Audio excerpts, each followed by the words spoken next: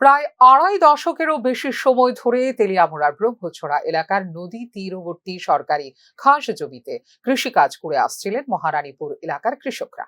অভিযোগ, সম্প্রতি ওই এলাকার কিছু স্থানীয় ব্যক্তি নিজেদের জমির মালিক দাবি করে কৃষকদের কাছ থেকে 5,000 টাকা করে দাবি করেন এবং তাদের চাপ সৃষ্টি করেন জমি ছেড়ে দেওয়ার জন্য।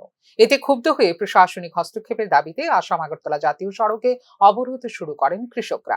এদিকে অবরোধের খবর পেয়ে প্রথমে ডিসিএম দেবাশিস চাকমার নেতৃত্বে একটি প্রশাসনিক দল ঘটনাস্থলে পৌঁছে অবরোধকারীদের সঙ্গে কথা বলেন। পরবর্তী সময়ে রাজ্যের জনজাতি কল্যাণ দপ্তরের মন্ত্রী বিকাশ দেববর্মা ঘটনাস্থলে পৌঁছে সরাসরি কথা বলেন অবরোধকারীদের সঙ্গে।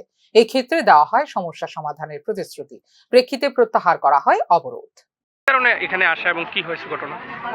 একটা ছোট্ট সমস্যা নিয়ে মানে এখানে হয়েছে ভুল বোঝাবুঝির মধ্যে।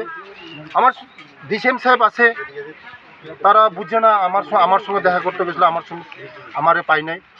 আমিও এখন সিএম সাহেবের সঙ্গে মিটিং ছিল এখন তেলিয়ামুড়ার মধ্যে। আমরা সব তাদের সঙ্গে আলোচনা হয়েছে, তাদের ফসল নাকি ক্ষতি করেছে এখানের কিছু লোক। আমি দেখবো, এখন আমি নিজেও যাব আর ডিসিএম সাহেবকে বলছি কিছু হবে না, এটা নিজের মধ্যে মীমাংসা হয়ে যাবে। তাদের সঙ্গে কথা বলেছি, রাস্তা 10 হয়ে গেছে, তাদের সঙ্গে আলোচনা হয়েছে। আগামী দিন তাদের সঙ্গে সব আলোচনা করব, সব সমস্যার সমাধান করব।